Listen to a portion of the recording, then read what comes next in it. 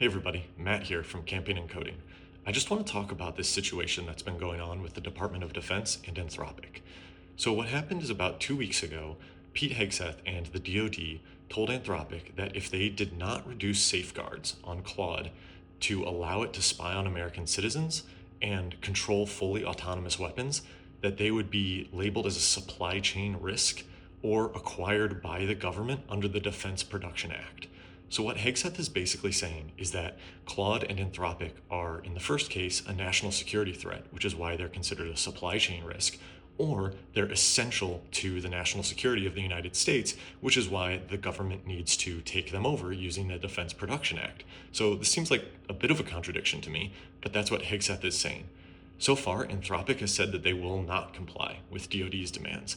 So what does this mean?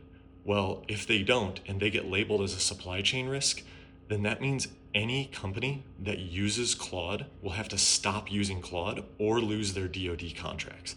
We're talking about companies like AWS here, big heavy hitters that could potentially lose hundreds of millions of dollars in contracts with the DoD. That's on top of the hundreds of millions of dollars that Anthropic would lose if they don't comply with DoD. So what should they do? Should Anthropic bend the knee to Hegseth and allow Claude to spy on Americans and pilot autonomous weapons? Or should they stand up for their morals and stand their ground and potentially lose all of their contracts and impact all the companies that use them? We'll find out today. They're supposed to release a decision today at 5:01 p.m. That's the deadline that Hegseth has set. So we should get information on this pretty quick. Let me know what you think and check back after 5 o'clock for more information. See you then.